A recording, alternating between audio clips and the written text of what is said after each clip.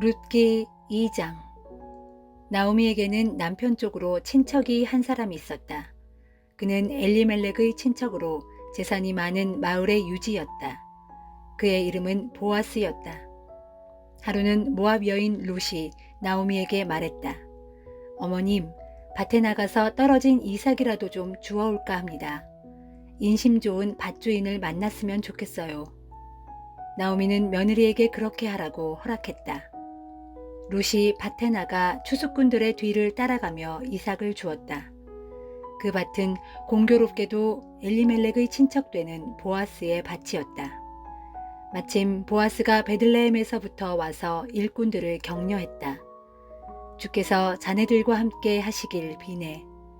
그러자 일꾼들도 화답했다. 주께서 어르신께 복을 내려주시길 빕니다. 보아스가 일꾼들을 거느리는 감독에게 물었다. 그런데 저 젊은 여인은 누구인가? 감독이 대답했다. 저 여인 말씀이신가요? 그녀는 나오미와 함께 모압 지방에서 돌아온 모압 여인이라고 하더군요. 추수꾼들을 따라가며 이삭이라도 줍게 해달라고 하더니 아침부터 지금까지 오두막에서 잠깐 쉰 것을 빼고는 저렇게 계속 일하고 있습니다. 보아스가 룻에게 말했다.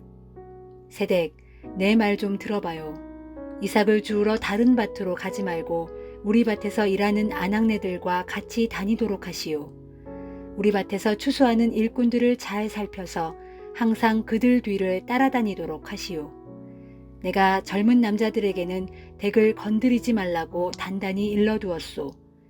이삭을 줍다가 목이 마르면 일꾼들이 항아리에 길어다 놓은 물이 있으니 언제든지 따라 마시도록 하시오. 그러자 룻은 엎드려 절하며 말했다. 한낱 이방 여자에 불과한 저에게 이렇게까지 잘 대해주시니 몸둘 바를 모르겠습니다. 보아스가 룻에게 말했다. 남편이 세상을 떠난 뒤에 댁이 시어머님을 어떻게 정성껏 모셨는지 내가 다 들어서 잘 알고 있소. 정든 고향과 부모님 품을 떠나 낯선 사람들이 사는 이 땅으로 오게 된 내력도 잘 알고 있소. 주께서 댁이 지금까지 살아온 모습을 보시고 그대로 갚아주시길 바라오. 이스라엘의 하나님께서 안식처를 찾아 자기 품 안에 들어온 댁에게 넉넉히 베풀어 주시기를 비오. 룻이 말했다. 어르신 정말 고맙습니다. 어르신의 몸종만도 못한 이 몸을 그토록 위로해 주시니 너무나 고마울 따름입니다. 끼니 때가 되자 보아스가 룻에게 말했다. 이리와 빵을 떼어 초장에 찍어 먹어보세요. 룻이 추수꾼들 곁에 앉으니 그들이 볶은 곡식을 건네주었다. 룻이 배불리 먹고도 음식이 남았다. 룻이 이삭을 주우려고 일어나자 보아스가 일꾼들에게 일러두었다. 저 여인이 이삭을 줍더라도 절대 싫은 소리를 하지 말게. 오히려 조금씩 이삭을 뽑아 흘려서 저 여인이 이삭을 많이 주울 수 있도록 해주게. 룻은 밭에서 저녁 때까지 이삭을 주었다. 이삭을 떨어보니 보리가 무려 1에바나 되었다. 룻은 그것을 가지고 마을로 돌아와 시어머니께 보여드렸다. 배불리 먹고 남겨온 볶은 곡식도 시어머니께 드렸다. 시어머니가 물었다. 얘야, 오늘 어디서 이삭을 주었느냐? 어느 밭에서 일했느냐? 너에게 이토록 잘해주신 분에게 주께서 복을 내려주시기를 빈다. 룻이 어느 집 밭에서 일했는지를 시어머니께 말했다. 오늘 제가 이삭을 주운 밭의 주인은 보아스라고 하더군요. 그러자 나오미가 며느리에게 말했다. 주께서 그분에게 복을 내려주셨으면 좋겠다. 그분은 먼저 세상을 뜬 우리 식구들에게도 그렇게 잘 해주시더니 이제는 살아있는 우리에게까지도 그토록 잘해주시는구나. 그는 우리 집안과 친척이다. 우리를 맡아서 보호해 주어야 할 분들 가운데 한 사람이야. 모압 여인 룻이 말했다. 그분은 자기 집 추수가 다 끝날 때까지 자기 집 일꾼들과 같이 다니라고도 하시더군요. 나오미가 며느리 룻에게 말했다. 그래 얘야, 다른 밭에는 가지 말고 그분 집안의 아낙네들과 꼭 붙어 다녀라. 다른 밭에 가면 남정네들에게 시달림을 당할지도 몰라. 룻은 보리 수확은 물론 밀 수확이 다 끝날 때까지 보아스 집안의 아낙네들을 따라다니면서 이삭을 주었고 그것으로써 시어머니를 모시고 살았다. 사도행전 27장. 우리가 배를 타고 이탈리아로 가기로 결정되자 바울과 몇몇 다른 죄수들이 황제 부대에 소속된 율리오라는 백부장에게 넘겨졌다. 우리는 아드라무테노라는 항구 도시에서 온 배를 탔다.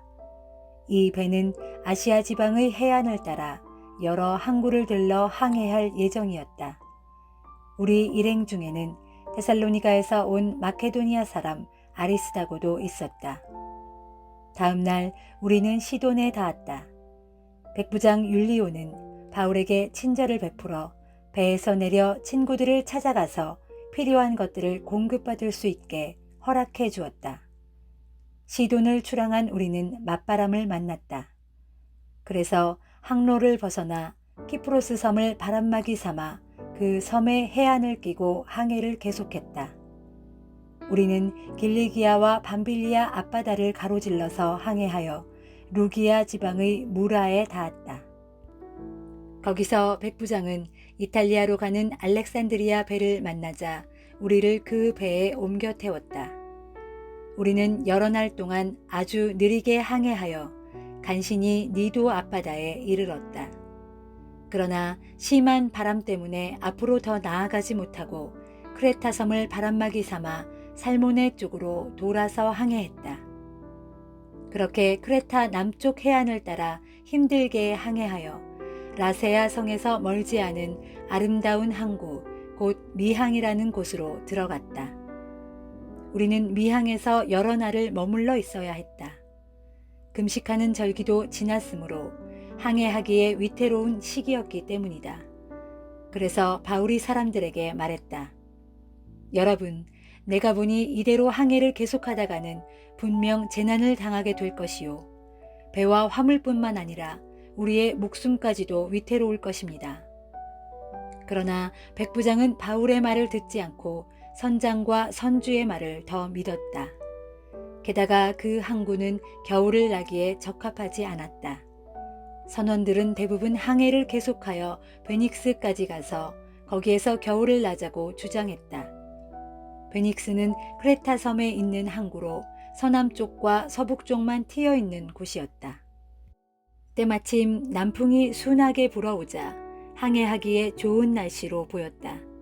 선원들은 바라던 대로 잘 되었다 생각하고는 닻을 올리고서 미항을 떠나 크레타 섬 해안을 따라 항해하기 시작했다.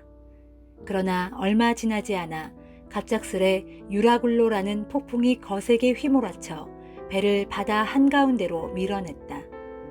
배는 폭풍에 휘말려 도저히 제대로 나아갈 수가 없었다. 우리는 항해를 체념하고 바람이 부는 대로 배를 맡겨둘 수밖에 없었다.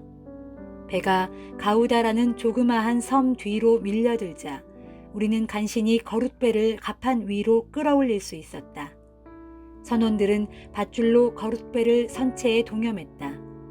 그런데 그대로 가다가는 배가 모래톱에 처박힐지도 몰랐다. 그래서 선원들은 돛을 내리고 바람이 부는 대로 떠내려가도록 배를 그냥 내버려 둘 수밖에 없었다. 이튿날 파도가 더욱 높아져서 우리가 몹시 시달리게 되자 선원들은 배에 실은 짐을 바다에 던지기 시작했다. 셋째 날에는 선원들이 자기들의 손으로 배의 장비마저도 다 바다에 내던졌다. 며칠 동안 계속해서 해와 별도 보이지 않은 채 사나운 폭풍만 거세게 휘몰아쳤다. 그래서 우리는 살아날 가망이 없다고 보고 완전히 소망을 잃었다. 게다가 우리는 여러 날 동안 아무것도 먹지 못하여 기진맥진한 상태에 있었다. 그때 바울이 선원들에게 말했다. 여러분, 내 말대로 크레타 섬에서 떠나지 않았어야 했소. 그랬더라면 여러분이 이렇게 상처 입고 고통을 겪지 않았을 것입니다. 그러나 이제라도 내가 여러분에게 당부합니다. 모두 기운을 내십시오.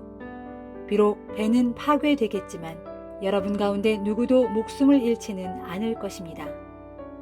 어젯밤에 나의 주님이시요 또 내가 섬기는 분이신 하나님의 천사가 내 곁에 나타나서 내게 말해주기를 바울아 두려워하지 말아라. 너는 틀림없이 황제 앞에 서서 재판을 받게 될 것이다. 또 하나님께서는 너와 함께 항해하는 모든 사람들의 생명을 너에게 맡겨주셨다 했습니다. 그러므로 여러분 용기를 내십시오. 나는 하나님을 믿습니다. 하나님께서 내게 일러주신 그대로 다 이루어질 것입니다. 이제 우리는 어떻게든지 어느 섬에 닿게 될 것입니다. 우리가 아드리아해에서 폭풍에 이리저리 떠밀려 표류한 지 10나흘째 되던 날 밤이었다. 한밤중에 선원들은 어떤 육지에 가까이 온 것을 느꼈다. 그래서 선원들이 물 깊이를 재어보니 20길 정도였다. 좀 더 가서 다시 재어보니 15길 정도였다. 선원들은 혹시 배가 암초에라도 걸릴까 두려워져서 배의 뒷부분에서 4개의 닻을 내려놓고 날이 밝기를 기다렸다. 그런데 선원 몇 사람이 배를 버리고 도망치려고 배의 앞부분에서 닻을 내리는 척하면서 거룻배를 풀어내렸다. 그것을 보고 바울이 백부장과 병사들에게 말했다. 저 사람들이 배에 그대로 남아있지 않고 도망쳐버리면 당신들은 구조되지 못할 것입니다. 그러자 병사들이 거룻배를 묶고 있던 밧줄을 끊어서 거룻배를 바다에 떨어뜨렸다. 먼동이 트기 시작하자 바울은 모든 사람들에게 음식을 먹으라고 권했다. 여러분은 긴장 속에서 마음을 졸이느라 음식을 입에 대지 않은 지가 10나흘이나 됩니다. 이제 음식을 좀 드시도록 하십시오. 그래야 기운을 차리고 살아남을 수 있습니다. 안심하십시오. 여러분 가운데 어느 누구도 머리카락 하나라도 잃지 않을 것입니다. 이렇게 말하고 바울은 빵을 들어 모든 사람들 앞에서 하나님께 감사 기도를 드린 다음 떼어서 먹기 시작했다.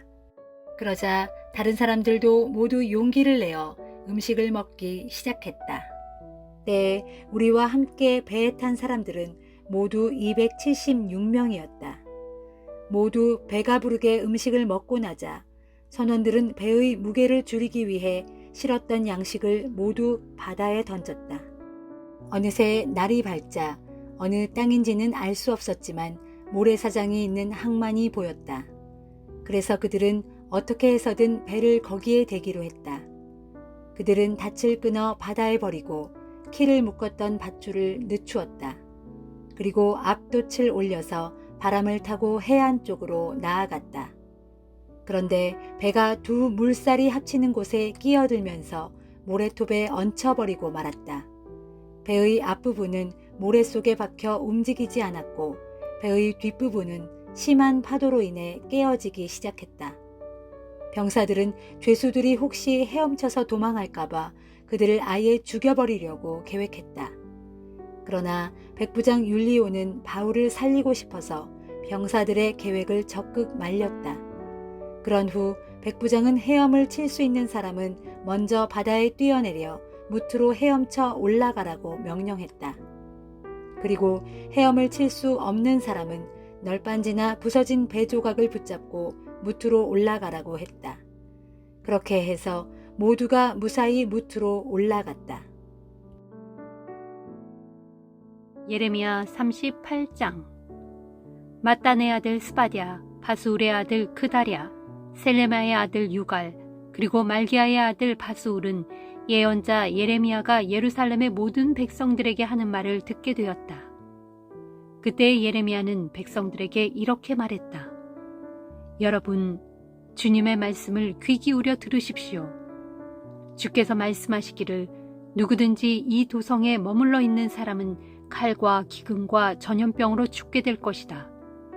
그러나 바빌로니아 군대에 항복하는 사람은 살 수 있을 것이되 마치 전리품을 얻듯 그렇게 자기 목숨을 얻어서 살 수 있을 것이다. 나 주가 분명히 말한다. 내가 이 예루살렘 도성을 반드시 바빌로니아 왕의 군대의 손에 넘겨줄 것이니 그들이 이 도성을 쳐서 점령할 것이다 하셨습니다. 유다의 대신들은 예레미야의 이 같은 말을 듣고 왕에게 나아가 청원하였다. 왕이시여, 이 사람을 죽이십시오. 그는 마땅히 사형에 처해져야 합니다. 그가 하는 모든 말들은 이 도성에 남아있는 군사들의 사기를 빼앗는 것은 물론이고 백성들의 마음까지 낙담시키는 말들 뿐입니다.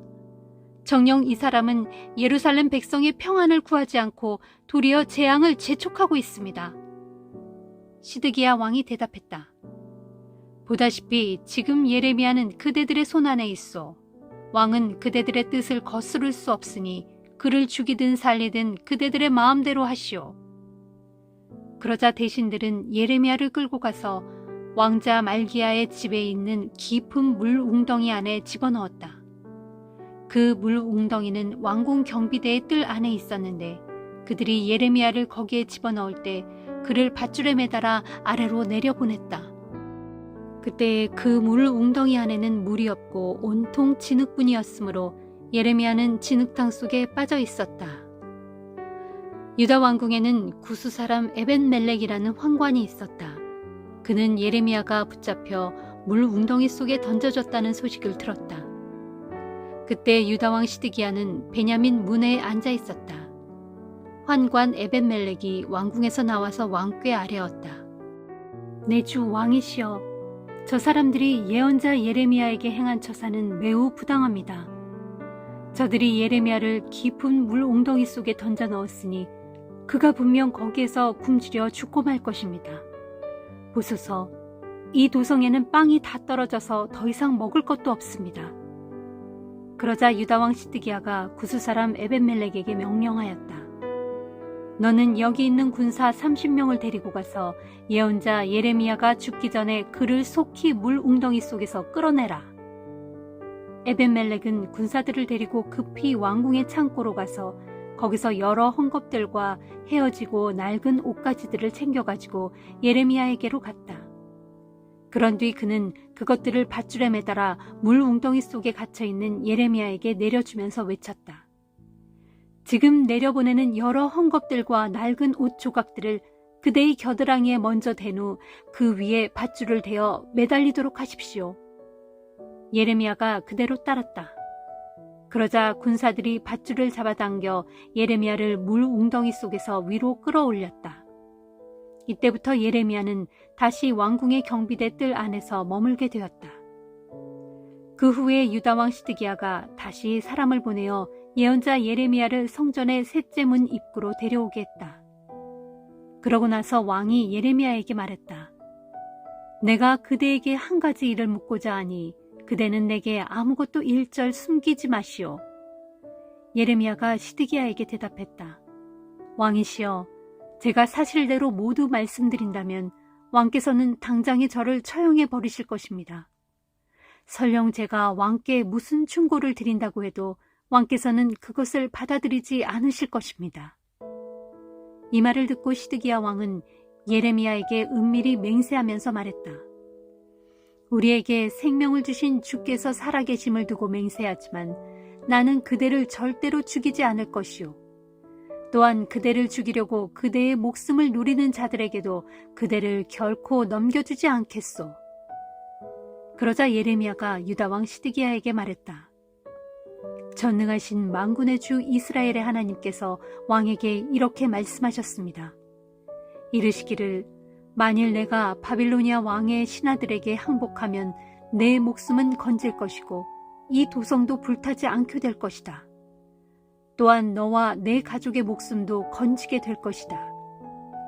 그러나 만일 내가 끝까지 버티고 바빌로니아 왕의 신하들에게 항복하지 않으면 이 도성은 바빌로니아 군사들의 손에 반드시 넘어갈 것이니 그들이 이 예루살렘 도성을 파괴하고 모조리 불사를 것이다.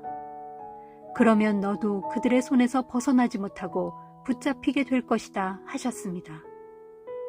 그러자 유다왕 시드기야가 예레미야에게 말했다. 사실 내가 두려워하는 것은 이미 나를 떠나 바빌로니아 군대에 항복한 유다 사람들이요. 만일 바빌로니아 군사들이 나를 그들의 손에 넘겨준다면 그 자들이 나에게 무슨 짓을 할지 모르기 때문이요. 분명 나를 조롱하고 학대할 것이요. 예레미야가 대답했다. 바빌로니아 군사들이 왕을 그 자들에게 넘겨주지 않을 것입니다. 왕께서는 아무 걱정하지 말고 오직 제가 왕께 전하는 주님의 말씀만 믿으십시오. 그리하면 모든 일이 잘 풀릴 것이고 왕께서는 복을 받아 목숨을 건질 수 있을 것입니다. 그러나 만일 왕께서 계속 버티고 끝까지 항복하시지 않으면 주께서 제게 보여주신 무서운 일들이 그대로 이루어지고 말 것입니다. 그렇게 되면 유다 왕궁에 남아있는 여인들이 모두 사로잡혀 바빌로니아 왕의 고관들에게로 끌려가게 될 것이고 그때의 여인들은 왕께 말하기를 아 슬프다. 왕이 믿었던 친구들이 왕을 속이고 마침내 왕을 죽음으로 몰아넣었구나. 보라, 왕은 진창에 빠져 저렇게 허우적거리는데 왕이 믿었던 친구들은 그 모습을 보고 모두 왕을 버린 채 뿔뿔이 도망쳐 버렸구나 할 것입니다. 그렇습니다. 그렇게 되면 왕의 아내들과 자녀들도 모두 붙잡혀 바빌로니아 군대 앞으로 끌려갈 것이고 왕 자신도 그들의 손에서 벗어나지 못하고 사로잡혀 바빌로니아 왕 앞으로 끌려가게 될 것입니다. 또 그때 이 예루살렘 도성은 파괴되고 모조리 불태워지고 말 것입니다. 이 모든 말을 듣고서 유다 왕 시드기야가 예레미야에게 말했다. 그대는 지금 내게 했던 이 모든 말을 다른 사람들에게는 일절 알게 하지 마시오. 그래야만 그대가 죽지 않고 목숨을 부지할 수 있을 것이오. 만일 나의 신하들이 내가 그대를 만나서 그대와 무슨 이야기를 나누었다는 말을 들으면 그들은 분명 그대에게로 몰려와서 말하기를 예레미야여, 내가 왕께 무슨 말을 했고 또 왕께서는 너에게 무슨 말을 했는지 우리에게 전부 말하라. 아무것도 숨기지 말고 다 말하면 우리가 너를 죽이지 않을 것이다 할 것이오. 그럴 경우에 그대는 나의 신하들에게 대답하기를 왕이시여, 제발 저를 요나단의 집으로 되돌려 보내지 마소서. 그렇게 된다면 저는 거기서 죽고 말 것입니다. 그러니 부디 저를 그리로 돌려보내지 마시어 제 목숨을 살려주소서 하고 왕께 간청했다고 하시오. 얼마 후 과연 유다의 모든 대신들이 예레미야에게로 우르르 몰려와서 그가 왕과 더불어 나눈 이야기에 대해 캐물었다. 이때 예레미야는 시드기야 왕이 자신에게 일러준 대로 그들에게 대답하였다. 그렇게 해서 예레미야와 시드기야 왕 사이에 주고받은 이야기는 탄로나지 않았고 그들은 더 이상 예레미야에게 캐묻기를 그쳤다. 이리하여 예언자 예레미야는 예루살렘 도성이 바빌로니아 군대에 의해 함락되던 그날까지 왕궁 안의 경비대 뜰에서 머물렀다. 시편 10편. 주여, 어찌하여 그토록 멀리 떨어져 계십니까? 내가 이렇듯 고통 가운데서 괴로워하고 있는데 어찌하여 주께서는 그렇게 숨어만 계십니까? 악한 자들이 스스로 교만하여 약한 자들을 짓누르고 학대하니 주께서 그들을 제 꾀에 빠져들게 하소서. 악한 자들은 자기들의 악한 욕망을 자랑하고 탐욕을 부리는 자들은 주를 멸시하고 모독합니다. 악한 자들은 아주 뻔뻔스럽게도 하나님을 찾지 않고 하나님께서 도대체 어디에 있느냐 하고 조롱합니다. 그런데도 악한 자들이 하는 일마다 항상 잘 되고 주의 심판은 너무 멀어서 그들의 눈에 조금도 보이지 않으니 악한 자들은 흥청거리며 자신들에게 반대하는 자들을 향해 코웃음만 칩니다. 그들은 속으로 거만하게 말하기를 그래, 내가 꿈쩍이나 하나 봐라. 내게는 아무 불행이 없으니 나는 절대로 망하지 않아 합니다.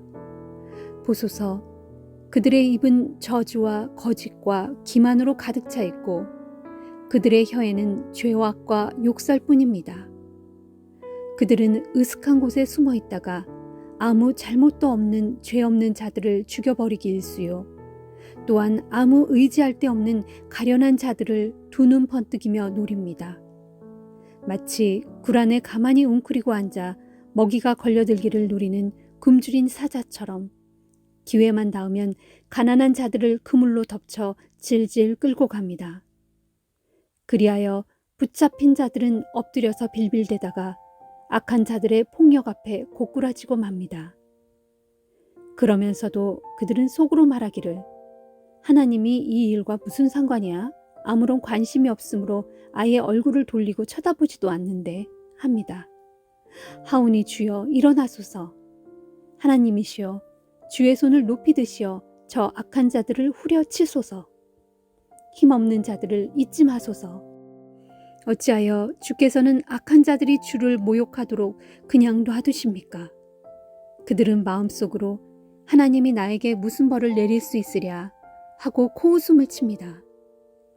그러나 주께서는 악한 자들의 학대와 연약한 자들의 억울함을 다 지켜보셨으니 이제는 주의 손으로 친히 다 갚아주소서.